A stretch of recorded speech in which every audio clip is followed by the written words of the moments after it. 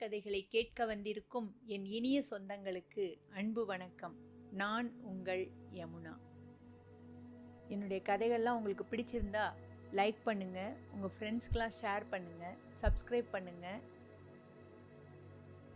Bell பட்டனை click பண்ணிங்கன்னா video notifications வரும். இப்போ கதைக்குள்ளே போகலாமா? 23வது முறையாக நம்ம விக்ரமாதித்தர் வேதாளத்தை காட்டிலேருந்து பிடிச்சி இழுத்துட்டு வராருங்க. இப்போவும் அது சொல்லுது, ஏன் இந்த உனக்கு வம்பு ராஜா, நீங்கள் பாட்டில் போங்க, உங்கள் வேலை எவ்வளவோ இருக்கும் நாட்டில், அதை விட்டுட்டு என்னையவே பிடிச்சி தொந்தரவு பண்ணுறீங்களேன்னு கேட்குது. ஆனால் அவர் ஒன்றுமே சொல்லாமல் அமைதியாக வராரு. இது எப்படி காட்டுதுன்னா, திருவள்ளுவர் சொன்ன மாதிரி முயற்சி திருவினை ஆக்கும் அப்படிங்கிறத, ஏன்னா அடுத்த கதையோட இந்த வேதாள கதை முடிய போகுது. அதனால் முயற்சி திருவினை ஆக்கும் அப்படிங்கிற அந்த கோடு வந்து எனக்கு ஞாபகத்துக்கு வருது. இப்போ என்னென்னா, இவர் கூட்டிகிட்டு வராருங்க. வந்தோடனே இது கதை சொல்ல ஆரம்பிக்குது. இப்போ சொல்கிற கதைக்கு பேர் திருடன் மகன் கதை அப்படின்னு. ஒரு வக்ரலோகம் அப்படின்னு ஒரு ஊர் பேர் அது. அந்த ஊரில் சூரிய பிரபன் அப்படின்னு ஒரு ராஜா ஆண்டு வந்துட்டு இருந்தார். நல்லா ஆட்சி செஞ்சிட்டு இருந்தார். அவருடைய ஆட்சியில் எந்த ஒரு குறையுமே யாருக்குமே கிடையாது. அப்படி இருந்தாங்க. அப்படிப்பட்ட நாட்டுக்கு தாமிரலிப்தி அப்படிங்கிற ஒரு இடத்துலேருந்து ஒரு பெண் வரா. அவள் எதுக்காக வரா அப்படின்னு கேட்டால், அவளுடைய கணவன் பெரிய பணக்காரர். ஆனால் நோய்வாய்ப்பட்டு இறந்த உடனே அவங்க சுற்றத்தார் அத்தனை பேரும் அவங்கள்ட்ட இருக்கிற பணத்தெல்லாம் அபகரித்து அந்த பெண்ணை விட்டுறாங்க. அவளுக்கு ஒரு பெண் குழந்தையும் இருந்தது, ஹிரண்யவதி அப்படின்னு ஒரு பெண் குழந்தை இருந்தது. இவன் அந்த பெண் குழந்தையை கூட்டிக்கிட்டு இருக்கிற நகையவாது காப்பாற்றிக்கணும்னு சொல்லிட்டு அதை எடுத்துக்கிட்டு நைட்டோட நைட்டாக அந்த ஊரை விட்டு கிளம்பி வந்துட்டுருக்கான். வர வழியில் பார்த்திங்கன்னா ஒரு இடம், கழு, அதாவது தூக்கு போடுவாங்க இல்லையா, அந்த மாதிரி ஒரு இடம். அந்த இடத்துக்கிட்ட பக்கத்தில் வந்தோடனே பார்த்திங்கன்னா ஒரு சத்தம் கேட்குது. ஒரு தோல் ஏதோ ஒராயிர மாதிரி இருக்குது, ஒரு சத்தம் கேட்குது. இவங்க 2 பேரும் பயந்துடுறாங்க. ஏன்னா இருட்டு வேலை, ஒன்றும் தெரியல, பயந்துடுறாங்க. அப்போ பார்த்தா ஒரு ஆள் கத்துறான். என்ன, ஒரு திருடனை கழுவில் ஏற்றிருக்காங்க. அவனுக்கு உயிர் கொஞ்சம் கொஞ்சமாக பிரிஞ்சிட்ருக்க நேரம். அப்படி வராங்க. உடனே, நீ யாருங்கம்மா, நீங்கள் 2 பேரும் இப்படி இருட்டில் போயிட்டுருக்கீங்களே, யாருன்னு கேட்டோன்னே இவ தன்னுடைய கதையை சொல்லி அழுகிறான். எங்கள்கிட்ட பணங்காசு இல்லை, எல்லாத்தையும் சுரண்டிட்டு விட்டாங்க, எனக்கு ஒரே பெண் குழந்தை, இவளை கூட்டிகிட்டு நான் வந்து வக்ரலோகம் பார்த்து போயிட்டுருக்கேன் அப்படின்னோடனே, அப்படியான்னு சொல்கிறதுக்குள்ளே வெளிச்சம் வந்துடுது. வெளிச்சம் வந்தோன்னே திருடனை பார்த்தோன்னே இவங்க 2 பேருக்கும் ஒரு பயம். அப்போ அந்த திருடன் சொல்கிறான், இந்த பெண் வந்து எனக்கு திருமணம் செஞ்சு தருவீங்களான்றான். இவளுக்கு கோபம் அந்த அம்மாவுக்கு. எவ்வளோ உனக்கு தைரியம், நீயோ இறக்க போகிற, என் பெண்ணை பார்த்து திருமணம் செய்து தரியான்னு கேட்குறேன். இல்லை நீங்கள், நான் வந்து திருமணம் மட்டும்தான் செய்து கொள்கிறேன்னு சொல்கிறேன். உங்கள் பெண் யாரை வேணாலும் அதுக்கப்புறம் திருமணம் செஞ்சுக்கட்டும், நான் இறந்து போயிடுவேன் கொஞ்சம் நேரத்தில், யாரை வேணாலும் திருமணம் செய்து கொள்ளட்டும். ஆனால் அவங்களுக்கு பிறக்க போகிற அந்த குழந்தை இருக்குது பாருங்கள், அந்த குழந்தை வந்து எனக்கு உரிய அந்த கர்ம காரியமெல்லாம் செய்யணும் அப்படின்னு சொல்கிறான். இது என்ன புதுசாக இருக்குது அப்படின்னு சொல்கிறான். இல்லை நீங்கள் கட்டாயம் இதுக்கு ஒத்துக்கங்க, எனக்கு நிறைய பணம் இருக்குது அப்படின்றான். இந்த பணத்தாசை காட்டின உடனே அந்த பெண்ணுடைய அம்மா சரின்னு ஒத்துக்கிட்டு அந்த பெண்ணை திருமணம் செஞ்சு தரா. அதாவது தண்ணி விட்டு அவன் கையில் அந்த பெண்ணோட கையை வச்சு தண்ணி விட்டோன்னே அவளை திருமணம் செய்து கொண்டதா அர்த்தமா. அப்படி கல்யாணம் பண்ணி தந்துடுறான். இந்த கல்யாணம் பண்ணி தந்தோடனே அதுக்கப்புறம் அவன் உயிரும் பிரிஞ்சிடுது. இவங்க நேராக போய் அவன் சொன்ன இடத்துல பார்க்குறாங்க, நிறைய பணங்காசு இருக்குது. அதெல்லாம் எடுத்துக்கிட்டு இவங்க நேராக அந்த வக்ரலோகம்ன்ற ஊருக்கு போகிறாங்க. அங்கே ஒரு பெரிய வீடை ஒன்று வாங்கிக்கிட்டு செட்டில் ஆகிட்டாங்க, நல்லா இருந்தாங்க எல்லாம். இப்படி இருக்கும் பொழுது அந்த ஊரில் ஒரு படித்த இளைஞனொத்தான் இருந்தான். அவனை வந்து ஒரு நாள் இவ எதேச்சியாக பார்க்குறா. இவளுடைய இந்த ஹிரண்யவதி பார்க்குறா.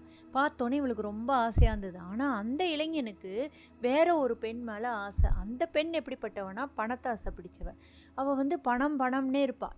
இவன் வந்து என்ன பண்ணுறா, இவளை பிடிச்சிருக்குன்னு சொல்லி ஒரு தூதுவனை ஒருத்தரை அனுப்புகிறா. ஆனால் அந்த தூதுவன் போய் சொன்னோன்னா அவன் என்ன சொல்கிறான், எனக்கு வந்து உன்னுடைய இந்த பெண்ணோட நான் பழகணும் அப்படின்னா எனக்கு பணம் தரணும் அப்படின்னு சொல்கிறான். 501 பொற்காசுகள் தந்தாதான் இந்த பெண்ணோட பழகுவேன். இவன் அந்த இப்படி சொல்கிறானே, இவன் நல்லவனா கெட்டவனான்னு அவள் வந்து கொஞ்சம் கூட திங்க் பண்ணல. இவகிட்ட காசு வேறு இப்போ நிறையா இருக்கா. அதுவும் இல்லாமல் அந்த பையன் மேலே கொண்ட மோகத்தால் பணம் கொடுத்துட்றான். இவனும் இவளோட வந்து யாருக்கும் தெரியாமல் பழகிட்டு இருக்கான். இப்படி இருக்கும் பொழுது கொஞ்ச நாளில் இவன் அந்த பெண்ணையே விட்டுட்டு அந்த பெண்ணோட போய் சேர்ந்துடுறான். பணங்காசு சேர்ந்தோன்னா அந்த பொண்ணோட போய் சேர்ந்துடுறான். இந்த மாதிரி இருக்கும் பொழுது இவள் வந்து கர்ப்பவதி ஆகிறா. இவளுக்கு ஒரு ஆண் குழந்தை பிறக்குது. இந்த ஆண் குழந்தை பிறந்தோன்னே தான் அவளுக்கு சுய புத்தியே வருது. ஐயோ, இந்த உலகத்துக்கு தெரிஞ்சால் நம்ம மாட்டிக்குவோமே, என்ன செய்யறதுன்னு தெரியலையே அப்படின்னு சொல்லிட்டு பயந்துட்டு இருக்கும்போது இந்த அம்மா வந்து என்ன பண்ணுறா, அந்த குழந்தைய அந்த தொட்டியில் வச்சு அந்த திருடன் கொடுத்தான் இல்லையா நிறைய பணம் காசு நகையெல்லாம், அதுலேயே பாதி எடுத்து அந்த குழந்தைக்கு வச்சு ராஜாவுடைய அரண்மனையோடைய வாசலில் கொண்டு வச்சிடுறான். மறுநாள் காலையில் பார்க்குறாங்க, ஒரு குழந்தை அழுகிற சத்தம் கேட்டோன்னா காவலாளி ஓடி போய் ராஜாட்ட சொல்கிறார். ராஜா வந்து பார்க்குறாரு, அவருக்கு ஏற்கனவே குழந்தை கிடையாது. இப்போ வாசலில் வந்து பார்த்தா நகையை பணம் அதோட ஒரு குழந்தை கிடக்கிறத பார்த்தோன்னே இந்த ஊரில் யாருக்கு குழந்தை பிறந்திருக்குன்னு தெரியல, இப்படி கொண்டு வந்து விட்டாங்களேன்னு. அப்போ அந்த ராணி சொல்கிறா, நமக்கு குழந்தையே இல்லை, யார் நமக்கு தெய்வம் கொடுத்த குழந்தையா நினச்சிக்கலாம் அப்படின்னு சொல்லி அந்த குழந்தைய எடுத்து சந்திரபிரபன் அப்படின்னு பேரை வச்சு அந்த குழந்தைய வளர்க்குறாங்க. நல்ல அந்த குழந்தைக்கு ராஜாக்கே ஒரு இலக்கணத்தோடு வளர்க்குறாங்க. நல்ல அந்த குழந்தையும் பெரிய ஆளாகிடுது. காலப்போக்கில் அந்த ராஜா இறந்து போய்டுறாரு. இறந்து போனோன்னு இந்த சந்திரபிரபன் என்ன சொல்கிறான், எங்கள் அப்பாவாகிய இந்த சூரிய பிரபனுக்கு நான் வந்து வேண்டிய இதெல்லாம், அதாவது பிதுர் காரியம்லாம் செய்யணும், இறந்து போனதுக்குரியதெல்லாம் செய்யணும், நான் காசி வரைக்கும் போய் வருகிறேன் அப்படின்னு மந்திரிகள்கிட்ட சொல்கிறான். மந்திரி சொல்கிறார், நீங்கள் அதெல்லாம் போகக்கூடாது, ஏன்னா இந்த மாதிரி ராஜாவானவங்க அந்த மாதிரிலாம் செய்யக்கூடாது, போகக்கூடாது.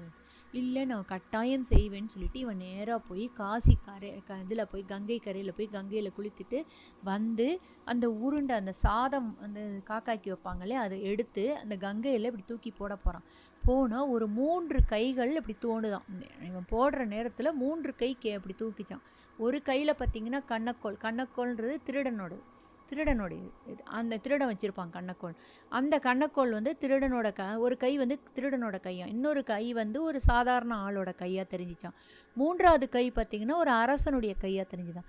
இவனுக்கு இப்போ குழப்பம் வந்துருச்சு, யாருக்கு நம்ம கொடுக்கலாம், இந்த 3ல் யாருக்கு அந்த உருண்டை போகணும், எல்லாரும் குழம்பி நிற்கிறாங்க அப்படின்னு இந்த இடத்துல வேதாளம் விக்ரமாதித்தட்ட கதையை நிறுத்திட்டு, அரசே நீ ஒழுங்காக சொல்லு, இந்த உருண்டை யாருக்கு போய் சேரணும், அந்த 3 கையில் எந்த கைக்கு இது உரியது அப்படின்னு நீ சொல்லலைன்னா உன் மண்டை வெடித்து செத்து போயிடுவ அப்படின்னு சொல்லுதுங்க.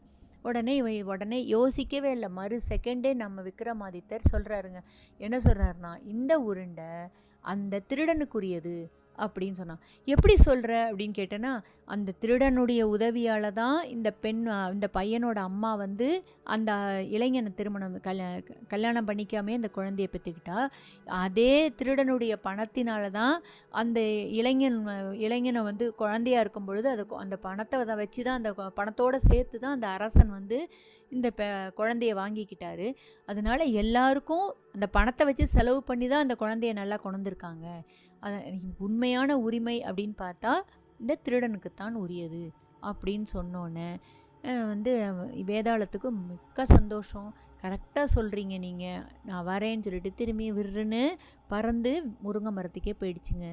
அடுத்த எபிசோடோட நம்ம வேதாளம் கதை சொல்லி முடிக்க போகுதுங்க. ஸோ அடுத்த எபிசோடு வர வரைக்கும் உங்கள் அனைவரிடமிருந்து விடை பெறுவது உங்கள் யமுனா. வாசிக்கும் திறனை வளர்ப்போம், இனிய கதைகளை கேட்போம். என்றும் உங்களுடன் யமுனா.